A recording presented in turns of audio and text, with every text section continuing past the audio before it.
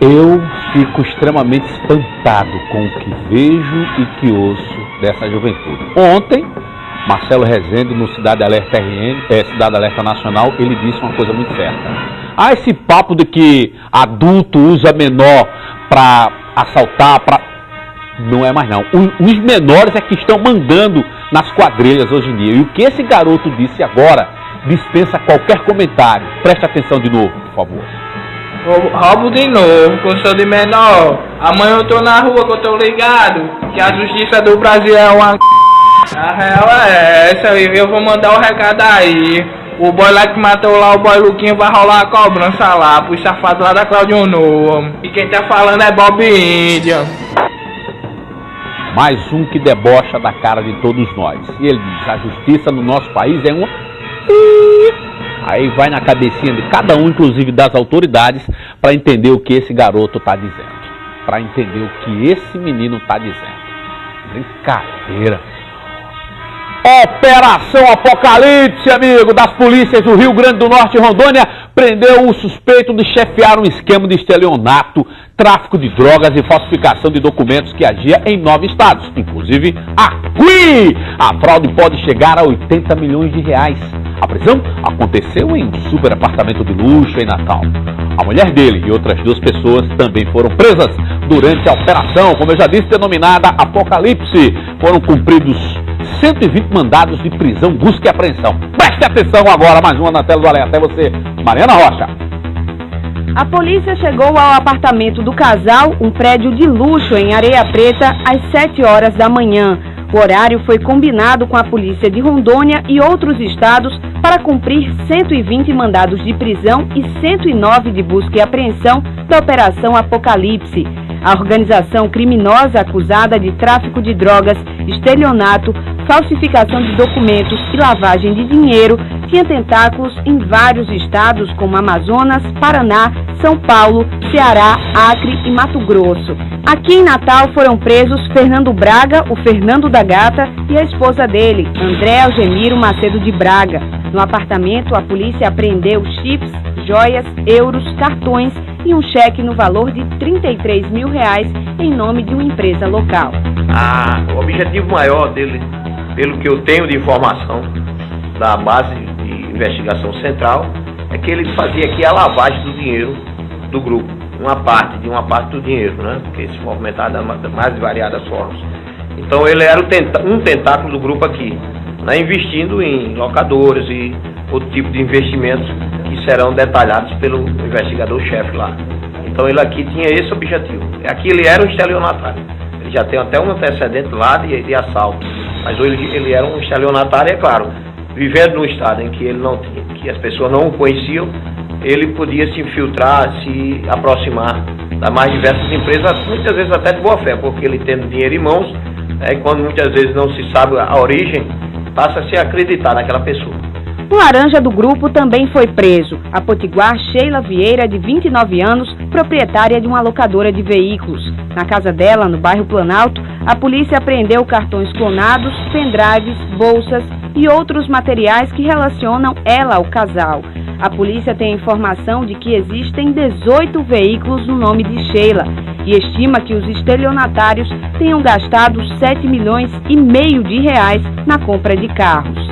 A operação foi iniciada há cerca de 2 anos no estado de Rondônia, mas aqui em Natal, o casal e a potiguar só começaram a ser investigados há cerca de 1 ano pelo Núcleo de Inteligência da Polícia Civil. Com o dinheiro que o Fernando da Gata fornecia, comprava os carros, mas eu colocava em nome da Sheila. Entendeu? E a locadora movimentava dinheiro e, é óbvio, vinha de uma forma legal esse dinheiro, né? Então ele lavava esse dinheiro. Isso era uma das fontes que eu tenho a certeza. Outras, é claro, podem ser reveladas com o balanço dado pelo que eu acho que vai ser publicado aí a nível nacional, né? O marido de Sheila também foi detido. Carlos Alberto Saldanha portava documento falso, mas ainda não se sabe se ele também está envolvido no esquema. Até o momento, a operação descobriu que o grupo criminoso lavou dinheiro investindo não só na compra de veículos, mas também R$22 milhões em imóveis e R$3,5 milhões em cotas de empresas. A estimativa é de que, no total, a fraude chegue a R$80 milhões. A suspeita de que em outros estados o dinheiro tenha sido lavado, inclusive em campanhas eleitorais.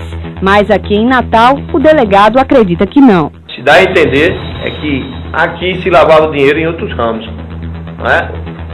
Como estelionatos e outros crimes aí, e investidos em locadora, né, de imóvel e outras coisas mais podem ser reveladas com a análise desse material. Agora lá também tinha essa relação com a política. Para o cumprimento dos mandados de prisão, busca e apreensão aqui em Natal, a polícia precisou da participação de 20 policiais de 5 diferentes unidades. Que só tiveram conhecimento desta operação no momento em que foram chegando até aqui a centralização, onde foi repassado para eles o local, mas eles sem saber sequer do que realmente se tratava. Porque é dessa forma que nós compartimentamos essas informações e preservamos, né, para que nós possamos desenvolver o trabalho sem que haja qualquer tipo de vazamento. Polícia e Corpo de Bombeiros foram acionados na tarde de ontem por moradores da comunidade Mendes, em São José do Mipibu, com a suspeita de um corpo dentro de um cacimbão. Mais uma na tela do Cidade Alerta, agora com Alice Soares. A possibilidade de haver um corpo dentro deste poço mobilizou os moradores da comunidade de Mendes, em São José de Mipibu. Este agricultor trouxe um espelho de casa para tentar iluminar o interior do poço com a ajuda da luz do sol, mas não foi suficiente. O poço tem mais de 20 metros de profundidade. Lá embaixo é bastante escuro. A gente estamos suspeitando que sim, né? Mas talvez pode ser um animal ou alguma coisa outra, né? A gente só sabe se com um bombeiro, né? Ele entrando aí a gente sabe, né? Porque desse jeito assim que não... O poço está desativado há pelo menos 10 anos. Fica numa área de difícil acesso dentro de um sítio conhecido como Passagem dos Cavalos. Ao redor do poço havia muitas moscas e um forte mau cheiro. Para os moradores da região, indícios de que realmente existia algo diferente lá dentro. Seu João é quem cuida aqui do sítio e quem suspeitou que havia uma pessoa morta dentro do poço. Não é isso, seu João? Eu passei aqui de manhãzinho, encontrei com o senhor ali, aqui, olhando, parado aí no carro, fui até o cacimbão e disse a mim que tinha uma pessoa dentro que estava fedendo. Fui até ali, olhei com ele. Aí a gente só sentiu um mau cheiro, não viu de certeza que tinha essa pessoa ali dentro, não. Para tirar a dúvida, os moradores chamaram o Corpo de Bombeiros. Os peritos do ITEP também foram acionados. Amarrada a uma corda, os bombeiros desceram a lanterna. Com o equipamento, conseguiram visualizar o fundo do poço e, finalmente, o mistério foi solucionado. Bem próximo, não identificou nada. Não tem característica nenhuma que é de humano. Provavelmente é de um animal. Polícia prende um dos integrantes da quadrilha que assaltou a agência dos Correios de Timbaúba dos Batistas. O acusado estava na zona rural de Serra Negra do Norte e foi preso com dinheiro e uma moto roubada. Ele confessou o crime. A reportagem é da TV Seridó, agora na tela do Alerta. Menos de 24 horas depois do assalto à agência dos Correios de Timbaúba dos Batistas, policiais militares de Jardim de Piranhas conseguiram prender Alberto de Oliveira Dantas, conhecido como Cara de Chinelo. Alberto foi preso na zona rural de Serra Negra do Norte, com R$ 1.200 em dinheiro e esta moto que havia furtado para utilizar na fuga. Como é que surgiu a ideia de planejar o assalto? Foi do Godinho que chegou com o carro. Que morreu? É. Como é que foi o planejamento? Quem foi que arquitetou tudo, a ideia? Ele chegou com o carro e disse que, eita, não sei o que, vamos fazer esse negócio ali, não sei o que. Fumando ar e depois... Depois que ocorreu o assalto lá, vocês resolveram, já tinha tudo planejado para onde ia fugir? É Jardim. Qual jardim? Jardim de Piranha. Vocês iam para lá. E por que vieram em direção a Caicó? Sei não. Quem estava dirigindo o carro? Eu. Paramos o carro. Quando ele freou, vinha outro em cima e nós paramos o carro de cima, pai. Ele trocou tiro, só a polícia primeiro, meteu bala. Bala de fuzil pro certo. Cadê os outros dois que estavam com você? Não foi parar não, eu fui parar no pé da serra. Os outros eu acho que pegaram aqui pra dentro de Caicó. 2 assaltantes ainda estão foragidos. O outro, o Douglas Oliveira, morreu logo após o assalto numa troca de tiros com a polícia. A bala comeu o pé de chinela, foi parar no pé da serra, menino. Pense! Olha, o comerciante morre eletrocutado em Mossoró. O acidente aconteceu no final da tarde dessa quinta-feira no assentamento Paulo Freire. Na tela com Betânia Bezerra. Pedro Alves Fernandes, de 42 anos, era natural de Catolé do Rocha, na Paraíba, e morava no bairro Bom Jardim, em Mossoró. A vítima sofreu uma descarga elétrica quando tentava consertar os fios do motor de uma bomba da cisterna do local. No momento chovia. A vítima não utilizava equipamentos de segurança. Este já é o 7º caso de morte por descarga elétrica no Rio Grande do Norte. No último dia 9 de fevereiro, um jovem morreu na cidade de Tibau, litoral norte do estado, quando tentava consertar um paredão de som na casa onde iria passar o carnaval. E chega ao fim, nesta sexta-feira, o inquérito que apura a morte do advogado criminalista Antônio Carlos de Souza. Depois de ouvir os depoimentos de 3 testemunhas, o delegado que preside o inquérito deve encerrar as investigações. Essa é mais uma que você acompanha aqui na tela. Agora, Paulo Lima. Após 2 meses de investigações, o delegado Raimundo Rolim finalmente chegou à conclusão do inquérito que apura a morte do advogado Antônio Carlos. O delegado compareceu aqui ao Instituto Técnico e Científico de Polícia na manhã desta sexta-feira para pegar o laudo cadavérico que será anexado aos autos, colocando, portanto, um ponto final no inquérito. O delegado ressalta o trabalho da equipe responsável pelas investigações, composta de 3 delegados e 15 agentes, que resultou na prisão de 8 pessoas, 5 continuam detidas. Com a participação do Lucas, que foi o executor do crime, e os autores intelectuais, e 3 pessoas estão em liberdade e responderão o processo em liberdade. Está programado para esta sexta-feira a oitiva de 3 testemunhas antes do encerramento investigativo. E são depoimentos, assim, de suma importância para a conclusão do inquérito. No decorrer das investigações, a polícia descobriu que alguns dos suspeitos tinham ligações com grupos de extermínio. Então, por essa razão, tudo está sendo analisado, vai ser relatado ao juiz competente do caso, o doutor Ricardo Procópio, para que assim ele tome as providências e requisite a instauração, se for o caso, de uma força-tarefa com participação do Ministério Público e da OAB do Rio Grande do Norte para acompanhar essas investigações de tantos homicídios que chegou através de várias notícias de depoimento dentro da investigação do advogado Antônio Carlos. O advogado Antônio Carlos foi assassinado no dia 9 de maio deste ano, no Binus Bar, localizado na região oeste da capital. A vítima sofreu vários tiros quando se encontrava no banheiro do estabelecimento. A motivação do crime, segundo as investigações, teria sido a disputa por um terreno localizado em São Gonçalo do Amarante.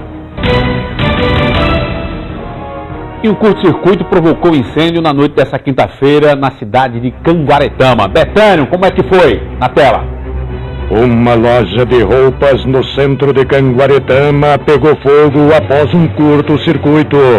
De acordo com informações do Corpo de Bombeiros, o teto da loja desabou e todos os produtos da loja foram destruídos. Ninguém ficou ferido. Bandidos invadem ótica nas Jocas e fazem arrastão. O repórter Val Lima conta os detalhes de mais esse crime. Val. O assalto aconteceu nesta ótica, localizada na esquina das ruas São João de Deus com Pereira Simões, nas Rocas. Há 10 anos funcionando no local, esta é a primeira vez que sofre esta modalidade de crime. O assalto aconteceu no início da tarde. Os 3 bandidos não se intimidaram com o movimento de pessoas, já que aqui onde funciona a ótica é um ponto bem localizado, inclusive na frente funciona uma parada de ônibus. Rapidamente, aproveitando o momento em que a funcionária Aldenir estava sozinha na ótica, anunciaram o assalto e pegaram o que quiseram. Foi isso? Exatamente. Ele chegou um dia anterior e procurou saber quais são as armações de grife que tinha. No momento exato eu falei, as armações que tem é essa, o UFC. E ele ficou muito, realmente, querendo essa armação. Ontem ele veio, olhou, deu uma olhada na loja, ficou na porta, eu acho que ele acenou para os compassos e realmente eles vieram. E veio um realmente armado, e quando veio, já veio apontando a arma para mim, mandando eu virar, que não olhasse para eles, e assim eles me deram um empurrão e me trancaram dentro do banheiro. A jovem conta que os bandidos levaram um notebook, celulares, armações, dinheiro e a tranquilidade dela. Realmente eu não vou conseguir trabalhar do mesmo jeito que eu trabalhava antigamente. Vou ficar com medo, receosa de acontecer novamente. Os bandidos, segundo a vítima, aparentavam menor idade. No máximo eles tinham 16 anos, no máximo. Só que os dois que chegaram após o outro que estava já dentro da loja, se aparentava ter assim mais ou menos uns 14 a 15 anos. É revoltante. Muito revoltante, porque a gente sabe que não vai acontecer nada com eles. Eles não vão ficar presos. E isso só tende a voltar a acontecer novamente. É muito revoltante. O delegado que investiga a morte da jovem Janaína diz não ter dúvidas de que ela foi assassinada pelo advogado Tiago Mafra. Ana Janaína Alves foi encontrada morta em uma estrada carroçável no dia 3 de novembro de 2012 em Extremóis. Val Lima, conte a história. De acordo com o delegado, o trabalho teve início após a quebra do sigilo telefônico da vítima. Em seguida, foi a vez do sigilo bancário do suspeito. Pelo extrato bancário do Tiago Mafra, que ele estava no motel, na Praia do Meio. Nós fomos ao motel e verificamos que o horário da entrada do Tiago Mafra no motel coincide com o horário da ligação, da última ligação recebida pela Ana Janaína. Então, ele estava com a Ana Janaína no motel na hora do crime. A polícia acredita que Janaína foi morta ainda no motel, com um golpe conhecido como Mata-Leão. Em seguida, o corpo foi deixado no município de Extremóis. O corpo foi jogado no estrada carroçável, as margens do estrada carroçável, próximo à estrada de Jenipabu. E seria muito mais fácil para a pessoa que jogou se ele tivesse ocultado o corpo no carro em um local fechado, como a garagem do motel. Diante dos fortes indícios encontrados no decorrer das investigações, o delegado Cláudio Henrique, aqui de Extremóis, pediu à Justiça a decretação da prisão preventiva, que foi prontamente atendida do principal suspeito, identificado como Tiago Mafra Cinedino, de 31 anos, advogado. Atualmente, o mesmo se encontra detido no quartel-geral da Polícia Militar. Os indícios são muito fortes contra o Tiago Mafra e, como eu falei, todos os indícios apontam única e exclusivamente para o Tiago Mafra. Não há nenhum outro suspeito nesse caso e o caso, para mim, já está encerrado. Vou para o intervalo comercial informando que hoje 2 homens assaltaram a agência dos Correios da cidade de Areia Branca, litoral norte do estado. Um dos assaltantes usava fardamento de uma empresa da região. 2 minutos e a gente já volta.